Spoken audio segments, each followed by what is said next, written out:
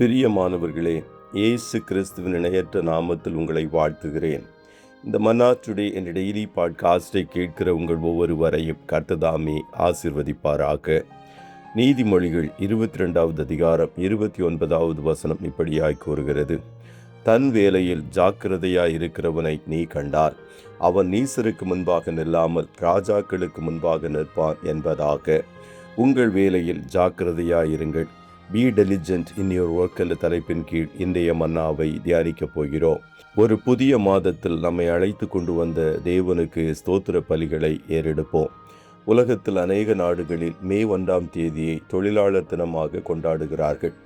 வேலை செய்கிற இடங்களில் தொழிலாளர் நலன்கள் பேணப்பட வேண்டும் என்பதற்காகவும் 8 மணி நேரம் மட்டும் வேலை நேரமாக காணப்பட வேண்டும் என்பதற்காகவும் அவர்களுடைய பிரயாசங்கள் மற்றவர்களுக்கு நன்மையை தருகிறது என்பதை கருத்தில் கொண்டு அவர்களை கனப்படுத்துவதற்காகவும் இந்த நாள் ஒதுக்கப்பட்டுள்ளது.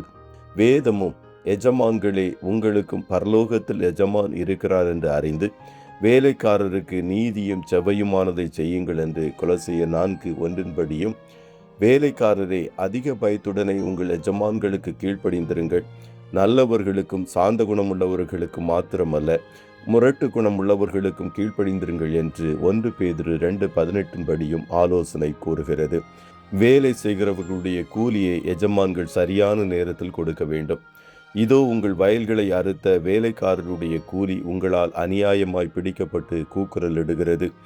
அறுத்தவர்களுடைய கூக்குரல் சேனைகளுடைய கர்த்தரின் செவிகளில் பட்டது என்று யாக்கோபு 5:4 எச்சரிக்கிறது. கர்த்தருடைய பிள்ளைகளே, ஆண்டவர் உங்களுக்கு கொடுத்திருக்கிற வேலைகளை நீங்கள் திறம்பட செய்ய வேண்டும். அது சாதாரண வேலையாயிருந்தாலும், அலுவலக பணியாயிருந்தாலும், தொழில் மற்றும் எந்த துறைகளாய் காணப்பட்டாலும் சரி, அதற்காக அவ்வப்போது உங்கள் திறன்களை மேம்படுத்தி காலத்துக்கேற்ற தொழில்நுட்பங்களை கற்று உங்களை தகுதிப்படுத்திக் கொள்ள வேண்டும். இருப்பு ஆயுதம் மழுங்கலாயிருக்க அதை ஒருவன் தீட்டாமல் போனால் அதிக பலத்தை பிரயோகம் பண்ண வேண்டியதாகும். ஆகையால் ஒரு காரியத்தை செவ்வையாய் செய்வதற்கு ஞானமே பிரதானம் என்று நீதிமொழிகள் 10:10 கூறுகிறது. ஆகையால் உங்கள் ஞானத்தையும் புத்தி கூர்மையையும் அபிவிருத்தி செய்யுங்கள். ஞானத்தில் குறைவுள்ளவர்கள் கர்த்தரிடத்தில் கேட்டு ஞானத்தை பெற்றுக்கொள்ளுங்கள். ஆவியானவர் ஞானத்தையும் உணர்வையும் ஆலோசனையும் பலனையும் அறிவையும் தருகிறவர். நீங்கள் உங்கள் வேலைகளை ஜாக்கிரதையோடு செய்யும்போது கர்த்தர் உங்களை ராஜாக்களுக்கு முன்பாக நிறுத்துவார். யோசேப்பு அவன் தகப்பனாய் யாக்கோபு கொடுத்த பணியானாலும், போத்திபாரின் வீட்டு வேலையானாலும், சிறைச்சாலையில் செய்கிற வேலையானாலும், அவனிடம் ஒப்புவிக்கப்பட்ட எல்லா வேலைகளையும் உத்தமமாகவும் செம்மையாகவும் செய்தான்.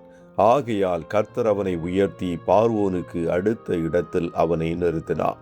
சகல பிரயாசத்தினாலும் பிரயோஜனம் உண்டு என்ற கர்த்தருடைய வார்த்தையின்படி அவர் உங்கள் கடின உழைப்புகளை கணக்கில் வைத்து உங்களை கனம் பண்ணி உயர்த்தி ஆசீர்வதிப்பார். நீங்கள் ராஜாக்களுக்கு முன்பாக நிற்பீர்கள்.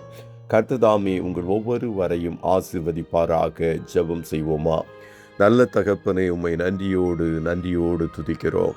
இந்த மன்னா டுடே டெய்லி பாட்காஸ்டை கேட்கிற உம்முடைய பிள்ளைகள் ஒவ்வொருவரையும் கர்த்ததாமே ஆசீர்வதிப்பீராக.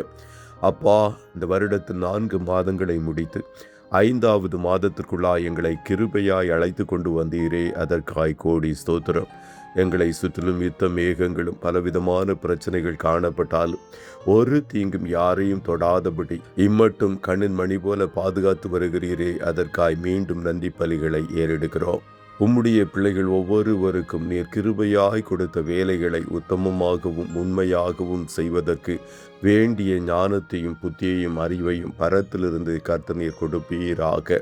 உம்முடைய பிள்ளைகள் உண்மையாகவும் உத்தமமாகவும் தங்களுடைய வேலைகளை செய்யும்போது ஏற்ற காலத்திலே ஒவ்வொருவரையும் கர்த்தர் உயர்த்தி உயர்ந்த ஸ்தானங்களில் அமரும்படி செய்து சத்துருக்கள் நடுவில் இவர்கள் தலைகளை உயர்த்தி இவர்களுக்காக ஒரு பந்தியை ஆயத்தப்படுத்தி நீதாமே ஆசீர்வதிப்பீராக. கையிடுகிற வேலைகள் எல்லாவற்றையும் ஆசீர்வதித்து கனப்படுத்தி அதற்குரிய பலன்களை உம்முடைய பிள்ளைகளுக்கு திரளாய் கொடுப்பீராக. இன்றைய தினம் உம்முடைய பிள்ளைகள் கையிடுகிற வேலைகளை ஆசீர்வதியும், போக்கிலும் வரத்திலும் உடனிரும், காரிய சித்தியை கட்டளையிடும். இந்த மாதம் முழுவதும் உம்முடைய கிருபை உம்முடைய பிள்ளைகளை சூழ்ந்து கொள்ளட்டும். இயேசுவின் இரத்தத்தின் பாதுகாப்பிற்குள்ளாய் ஒவ்வொருவரையும் கொடுத்து வாழ்த்தி ஜெபிக்கிறோம் நல்ல பிதாவே. ஆமென், ஆமென்.